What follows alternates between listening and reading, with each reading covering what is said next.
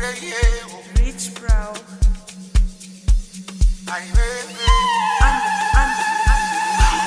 Imangera vemani uzati senzovera inishoti mukambati enze wari enze inanguva mani. Hello, good afternoon, and welcome to another episode of Campus Chronicles. I am your host, Jay, and I am so excited to be here. It's been a while. Because we're running out of time. We're running behind time, actually. Sorry for starting late. We were encountering some technicalities that were beyond our control. And so today I am not alone in the studio. I am joined by UNZA Campus Chronicles, Kakoma Chivweta, the president, of course, and Alex Chenga. I am excited because we're about to have what I can term as a mini debate. Nothing personal. It's more of a discussion than it is a debate. So Kakoma and Alex, you are welcome to the studio. I'm so happy to have you. Thank you very much, Jay. You are welcome. Yeah. It's been a while. You know, it's giving me the premiere vibe. You remember the first time we started the show? Yeah. It was just you, me, and I think Chow. Yeah. So it has. It's been a year already. I'm so happy that we're back here and we're still standing. It's so great to be here. Yeah. So today we're going to discuss efficiency versus equality, right? So it is termed as an economic dilemma, and the gentlemen here are going to shed more light on efficiency and equality and how the two just, I don't know if it's contradicts or complement each other. So I will invite Alex to the floor. Yeah, he's going to be our first speaker. Yes, so Mr. Alex, the floor is yours. All right, so first off, I'm going to start with the appreciation of having me here. Of course. Yeah. So me and my friend Kakoma are going to discuss this important topic, the dilemma of efficiency and equality. Yes. Focusing more on efficiency for a start, I'd like to begin with defining it so that people can understand what we're talking about. Economics in general is a topic that focuses on efficient resource allocation because resources are scarce in society and in the world. So as a result, we need to allocate them efficiently. Okay, so, by resource you mean? So resources, I mean things like minerals, capital. Okay. Yes, those kind of things. Okay. So we have them in scarcity, as in they are not as enough as we would need. Okay. My friend is going to be talking more about equality. Oh. Yeah. But efficiency is so important to me because it helps a country grow. If you look at efficiency, it looks at the best way you can allocate those resources so that you can grow the output and the best use of them. Oh. For example, in our country, Zambia, which is a developing country, we are more focused on the most big thing that we look at and that's growing in the economy is the mineral sector. But we have all these other sectors in the country that we can talk about, which if we efficiently run the resources properly, it could benefit our economy and grow our GDP. So technically, that's like the basic introduction I would give about efficiency so that people can understand what we're going to be talking about today. Okay, great. Yeah, it's necessary because there are a lot of economic terms and, you have to break them down so that people are able to understand whatever it is you're saying. So right about now, it's Kakoma going to talk about equality, right? Yeah, so Mr. Kakoma, please. Yeah, so on a nutshell, I don't even think I need to go into details to define what equality is because it is as it is. Like equality is just talking about the way my colleague here mentioned that we have resources in the country and we are talking about how we're going to distribute these resources. So on his perspective, he wants to make sure that they grow the output. But at what expense are we going to grow this output? So this is where equality comes in, and it's talking about how fairly people are going to be treated as we try to grow our economy. Because when we talk about equality, or we talk about the whole economy as wise for the whole country, we're talking about specifically the standard of living of the people. Yes. And we're also going to be looking at, if we're talking about inequality, we know that this is something actually that the United Nations is actually fighting. It's one of the SDGs, and this is SDG number 10. They want to make sure that they create a world where everybody is equal to the opportunities and everything. Yeah. All right. So when we talk about equality, we're not restricting it to gender, being male or female. We're talking about how am I going to say this? We're talking about everybody in every sense, right? The rich, the poor, and stuff. Yeah, so we're talking about literally everybody, and gender equality is just a component that's inside this. That is inside. Oh, okay. Exactly.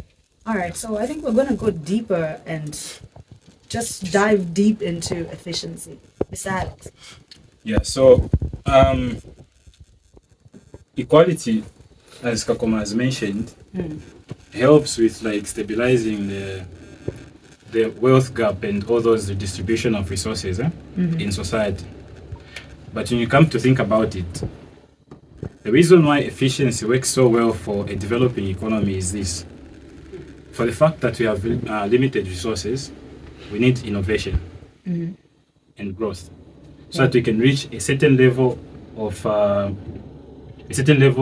wealth in a country to easily redistribute resources now to maybe NGOs that are working on SDGs, as is mentioned, because the first thing that we need is growth and innovation. So if you look at the whole concept of efficiency, if we get maybe 4 people who are good, one is good at maybe running a business, and a business in like selling tomatoes, and then another person is not good in it.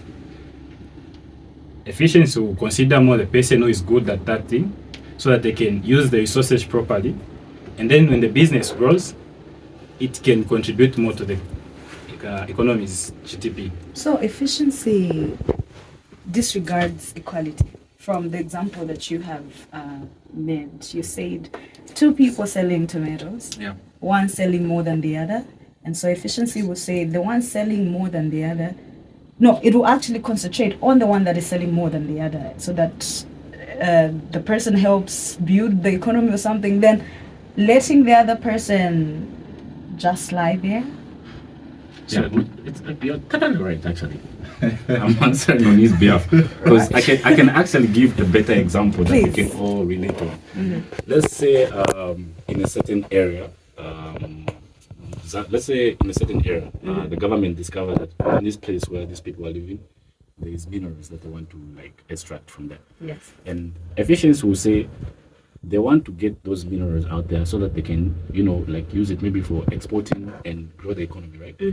And then they'll disregard equality, because once they kick those people, they won't be compensated. So at what expense are you trying to prove that efficiency will grow the economy when the people are going to have a poor standard of living? Exactly. So okay, so this is the thing you have to understand. Yes, sir. On the example of minerals that have been discovered, we can give what was happening. Is it Mufumbwe, where they discovered minerals? Even if we give those people who are the first ones to run on those minerals and everything, to give them chance to, they won't efficiently get those resources and use them for a larger benefit of the whole economy. The reason is they are only going to get a little bit of what the potential is on that land. Okay. So if you give it to the right people who can efficiently mine the resources. For example, there are many big companies like Vintenda, which are dealing with minerals and everything in mining. They can heavily invest in that project, get a lot of money, and the government will be getting taxes from it, which can be used to redistribute to the same people who need maybe health, roads, and all these things that can benefit them. So these people are those people have been dealing with those things for a long time, so they have become efficient. with the way they can run those resources. So that's why I would still stick to the idea that equality sounds as a good idea, but if you look at a country which is trying to develop, if we distribute resources equally to people, even those who are not efficient in using them, they're going to be wasted at the end of the day. And you see, in your point, you're mentioning that if you give these people like the resources, they can be able to use them efficiently, right? Yeah. And grow the economy, and then use part of that money they'll get to support the people who are privileged, right? Yeah. And you're trying to say that efficiency and equality should be considered. So that point is okay, but the thing is, the first step in this process should be efficiency. That's the best way, because if you go with equality first, resources are going to be misused. What about going with both of them at the same time? We don't have that option of having efficiency. No, we can't have that option because no. I'm speaking on perspective of being an economist also. Yes, sir. Yes, sir. The idea is it's impossible. What does Pareto efficiency say? Yeah, it says you cannot make a decision without making one person worse off. Exactly, right? So, as you are trying to make some other people, a group of people, better off, you are disadvantaging other people. Yeah. So it is impossible for you to say that you can consider both of them. Yeah. So that's it. That's okay, the point. That's a good point. That's why you're saying equality should go first. Exactly. Because let me make an example of an example I once heard of. To say, let's say you go to a birthday party, right? And there are 14 people there, and then the pieces that are cut are 10. Yes. So the question is, have you efficiently cut the cake? Of course you have. But have you equally shared the cake? No. A certain group of people will actually be disadvantaged because some of them will not get to enjoy. What does equality say? Equality says that you should reduce the sizes of this cake so that everybody gets a piece. Yes. The people who already have bigger pieces will still get a piece, but also On the a people smaller, on a smaller scale, right? And then now the benefit is that the people who didn't have a piece will actually now get to have a share now.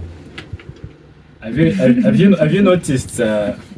Have you noticed with how people mismanage resources? 5 people or the same 15 people Kakoma mentioned. Let's take these people. This is a cake he's talking about. So this is just something they're going to eat and forget. It's an example, of course. Of course. But think about this now in terms of resources. If these people were to, maybe, let's say we have 1 million kwacha and we have 10 people. Equality would say give them 100,000 each.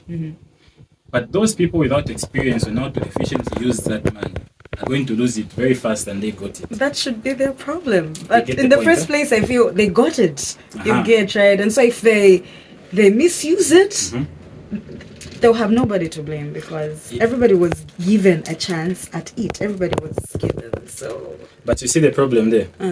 We're not going to grow.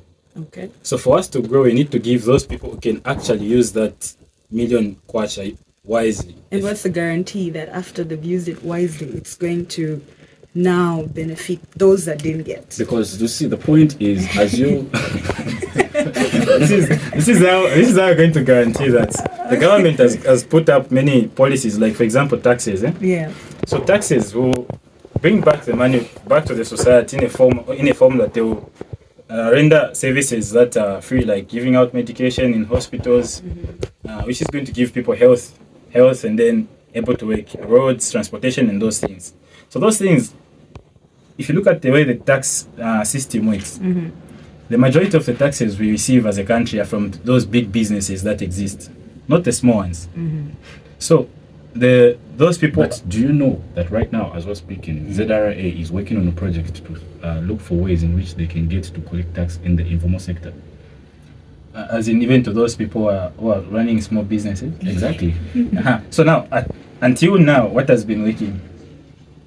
Why are they deciding to do this if it wasn't working? What you're saying? So the point is, it doesn't mean because they want to collect taxes from these small businesses. It doesn't mean that those big businesses are not efficiently working with what they have. What does it mean? What it means is they have seen how efficient it has been by just collecting from these small big companies, and then now they want to try and diversify and go to these small businesses.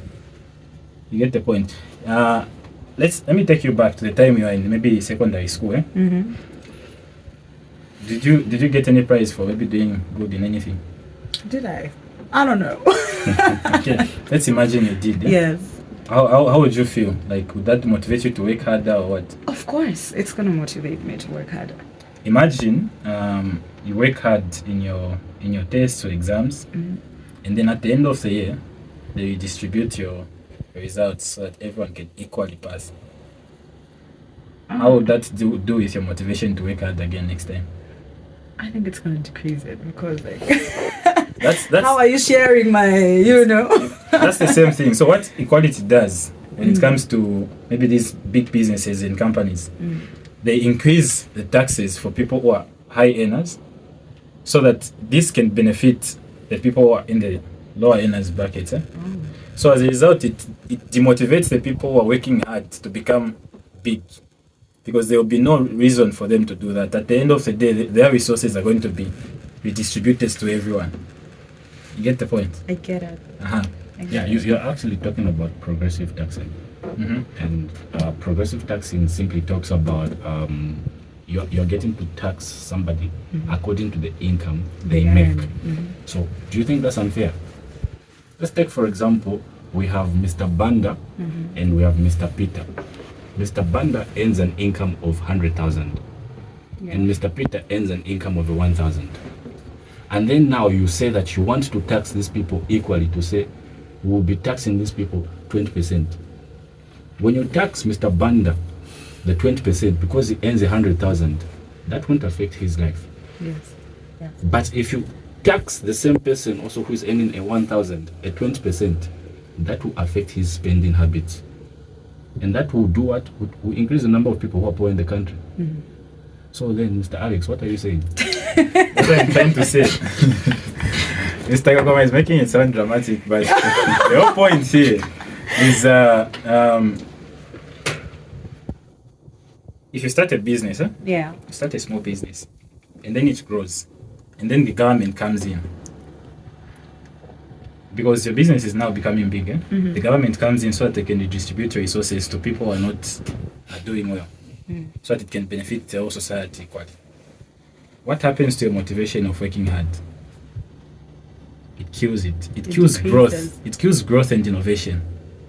Reason is simple. There will be no incentive of you to become big. For the fact that you know that if I reach this level, actually people will even start avoiding reporting the truth to the government and the ZRA. About their net worth and stuff. Yeah, because what will happen is they know that if they know that I'm making this much and my business has grown to this much, they will redistribute my resources to others. Okay, so but then what do you have to say about what he said?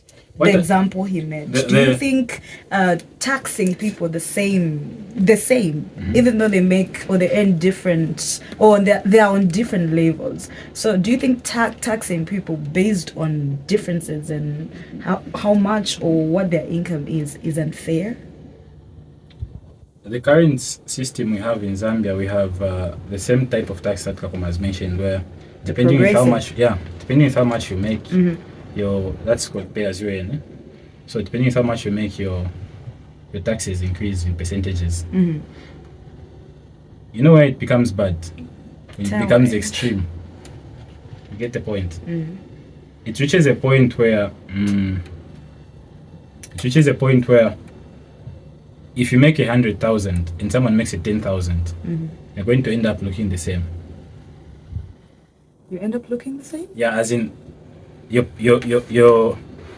gross salary is big, but your net is going to be so small that it's going to be almost the same as a person getting a 10,000.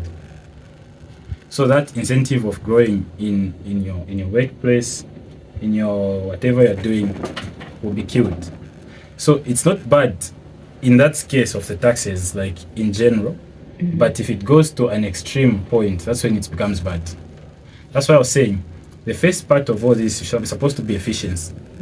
So after you efficiently allocate the resources, and it's not only about taxes and those things, the resources I'm talking about are like minerals, like all those things, like the agriculture sector and everything. When you efficiently allocate those resources and the capital we have as a country, it's going to help us grow our total output of the economy, because the people who are having those resources know how to use it properly, and as a result, you're going to redistribute to the same people you're talking about in forms of social welfare and stuff like that.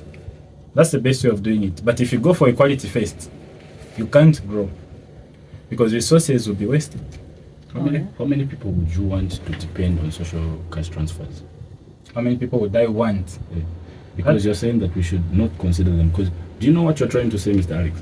What you're trying to say is we have, a certain percentage of people that are actually wealthy and are able to use the resources efficiently is quite small. Yeah. And let's take, for example, the rich people in the country are 10%, and the poor are like 90, right?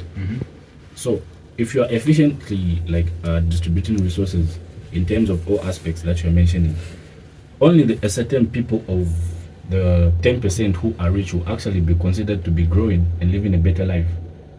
And then the poor people who are 90%, of course, in the short run, you might look at these results and be like, everything is going great, right? But in the long run, the quality of the life of the people who are poor is only going to get worse. And then now I can actually go into details, because you were talking about taxes and we're talking about progressive taxes. We all know that progressive taxes is talking about incoming taxing these people according to the income that they get, right? Yeah. So you have people that are earning a high income, and you're actually taxing them based on the income that they get. And then this money that you get from the rich gets to be redistributed beyond BC. But the money for BC wouldn't be paid if it wasn't redistributed. Would you have been in university? Are you trying to get what I'm trying to measure? I get the point. But this is the thing you should understand. This is the thing you should understand. The same money you're talking about, that's what we have for BC. Where did it come from? It came because of course, the redistribution of resources. No, where did they get it from? When? So, it's big corporations who invest in higher education and all these things. Big corporations, donations from these other big countries and so forth. So look at the beginning of all this thing. Had they not allowed them to run their companies, or whoever donated that money efficiently, there wouldn't be even money to redistribute equally to us. You get the point? Because you're looking at it when it has already happened, that we are receiving, yes, it's true, but where is it coming from? It also came about as a point because part of the income that was earned by these big corporations were being taxed progressively. That's the thing. So the idea of progressive tax at the moment in Zambia is okay. You get the point, because it has not reached the point where it can destroy innovation. But if we foster equality and advocate for equality, what happens is we build a system. It's like a socialist economy where the government comes in and then they distribute resources to everyone. At that point now, it's going to kill those big corporations, and these foreign investors are not going to have incentives to come in.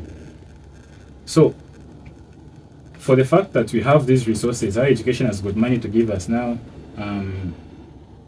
social welfare thing on NGOs and everything have got money to share with the society. It's because we have people behind who are donating large sums of money. So for those people to be in that position, they were efficient in what they were doing, and they were allowed to do that. And then they had excess money that they now have used to help us here, so that even as we can become like them. You get the point? I do get your point, but it can also be the other way around.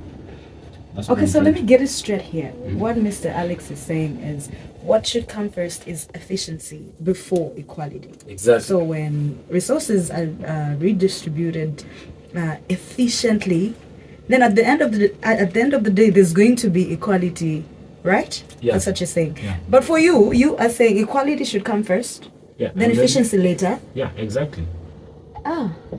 So now, if you think about it, how can someone be efficient when they can already have resources despite not being efficient? If they already have access to it, they have no incentives of actually using it paid.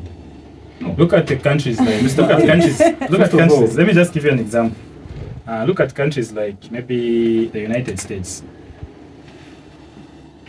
Of course, they have big wealth gaps between the rich and the poor. But look at what this has contributed to innovation in their country.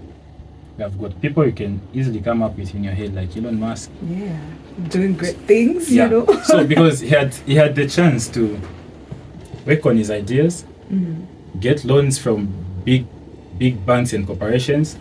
They trusted him because he had the track record of efficiently running his small businesses and then those big corporations that he's running now. Yeah. So if those corporations that gave Elon Musk the funding, they distributed the money they had equally to everyone, despite not even having an efficient way of using those resources, what would have happened? Would we have Tesla now? SpaceX? This network company, the one you're using now? And these many other things that he's working on. So this came as a result of him being given a chance to grow that big. And then how much percentage of the total tax that the government receives comes from big corporations and small businesses and people who are not efficiently using their resources? How much tax? So you're going to find that probably, this is not a factual stat, but it could be probably that 75% is coming from these big corporations we have in Zambia. And it's being used to redistribute the same resources, the same income the government is making to everything we're talking about now, even the same BC. Remember when we were, just a few years ago, BC was cut off. People Yes. never used to receive meal allowances. Why? Why did that happen? I don't know, there was no money. The government decided that it was better to have a lot of students on BC, but without meal allowance. Oh. You get the point, eh? Yeah. So that was like more an equality kind of decision, eh? That was a good idea. What were the results at the University of Zambia? We were hungry. Hungry. Over enrollment, we had poor, like our classes, people were standing in class. Poor education that we were receiving. Yeah. So then they had to rethink the decision and made the decision that they cut on the numbers of people who are being enrolled, and then they gave the meal allowance. What is happening now? People have got some money to use. They're even thinking properly because you can't think on an empty stomach. True, I agree. So they have allocated the resources efficiently. Yeah, but I argue against your point. Okay. Because on some scale, yes, I would agree to say efficiency does work, and efficiency does have its benefits and advantages, but it only reaches on a certain point. You understand, right? Maybe it goes, it's an advantage, and then when you reach at a certain point, it's not an advantage anymore. That's the point I was trying to stress, that Now you guys first are step- meeting somewhere. the first step in this whole system is efficiency. Okay. Because we are a developing country, we can't depend on equality. There are too many people who can misuse whatever you can give them, no matter how many times you do. Because they have no experience. But do you know that if you were to talk about that point there, and you're saying that efficiency should be considered first, then, okay, in your terms, how would you define economic growth? So economic growth can be defined in many ways, because we have many indicators that we use to measure economic growth. The best one, the simplest one we have is GDP, which is just total output. So now, if you look at the same output, should I go further? Maybe you want to say something after I define it. No, you can go ahead. So if you look at the same output we are talking about, it comes as a result of people who are using resources properly, and then they measure the output and consider it as our GDP, as an economic growth indicator. Now, imagine the government increases taxes for these big corporations that we have, so that we can efficiently allocate resources to these other people. What would happen is we'd have some deadweight loss. I'll break it down a little bit. So deadweight loss in economics is just where there is no longer equilibrium on what is being produced and what is being sold. or the other way around, depending with who is being affected. But in this case, if you have higher taxes on production, so that they can mitigate the people who are not doing well in society, we are going to have a point where people are going to have enough money to buy things, but there won't be things to buy. Because those producing are going to be affected by the higher taxes they're receiving. At the end of the day, who is going to be affected by the same burden of the tax? It's going to be the producer is going to take it back to society by increasing prices of commodities and everything. So, in a nutshell, or in a circle, if you look at it, even if we try to go for equality first and tax big corporations so that we can close the wealth gap, the same people who are taxed are going to distribute the burden of the tax to the consumer at the end of the day, because things will be expensive because the cost of production has increased. Yes. You get the point? So then the people are going to be receiving these resources like maybe funds, grants, or whatsoever. Yes. Or maybe it's invested in social welfare kind of activities. Are not going to have a better use of their money because things are already expensive on the market. They're just going to be getting few things with their money. So, but if you look at it, if they allow corporations to run and reach a certain level, and then equality comes in a sense that. So now my point is, at what point will you say, okay, let's now bring in equality? So equality comes in because what your point is, you're saying let's let first efficiency work. Then equality comes in later. And then now, which means you're disregarding the people, and then now you need to know that the people who are actually poor is actually like the percentage is greater than the people who are rich. Yeah. Like by far. Yeah. It's very so now you're saying that first of all let people suffer a bit and then enjoy later. And then you So is that your point? That's what you're trying to say? It's not you should put it like that, it will sound harsh, but that's facts. Yeah. It's not necessarily they have to suffer. It should give them an opportunity to think that when I become innovative, I can access capital. Because now I have understood my niche and what I am working on. If I become efficient at it, I can go to the bank, to the government, and I can access capital and grow.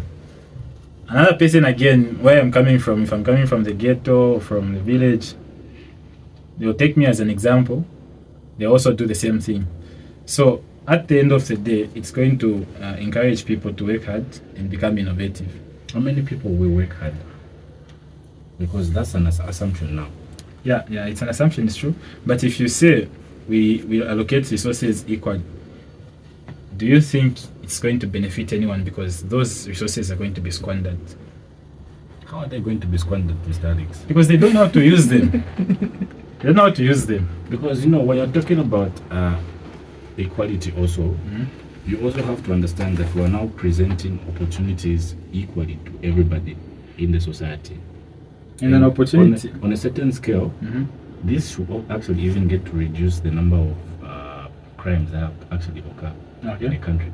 Because why does somebody have to steal? It's because they're lacking, right? Okay, those stealings shouldn't be justified. I'm just making an example. I get your here. point, but if you look at it, you've mentioned the word opportunity. Opportunity comes to those who are prepared. So even if an opportunity comes to you and you're not prepared, it will not be. It won't be an opportunity. So your point is that you only want to present these opportunities to the people who are prepared, that are up there. No. Gentlemen. Okay, so we've gone beyond our time. I don't know if we need a part 2 or we might have a part 2 on this. But so far it's so good. I'm loving it. I'm learning so much, and you guys have solid points each. I just don't know where to stand really.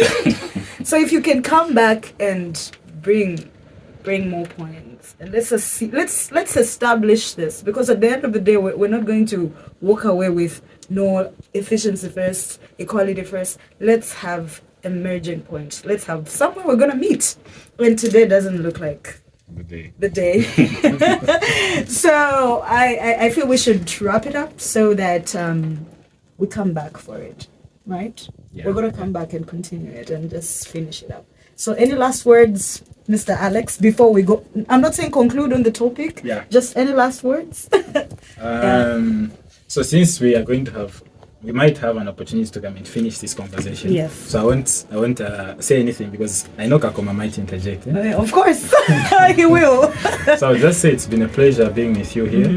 It's been a privilege inviting me over, and I'm looking forward to the next time we'll be together. Of course, we're going to call you back soon. Yeah, it's been a pleasure being here. Very exciting conversation, and I would actually love it if more people would actually get to put up conversations like this, because this is the kind of conversations we'll be having if we want to grow as Think I take you Zanzibar. Girl too sweet like sugar. Make I chop you like dinner.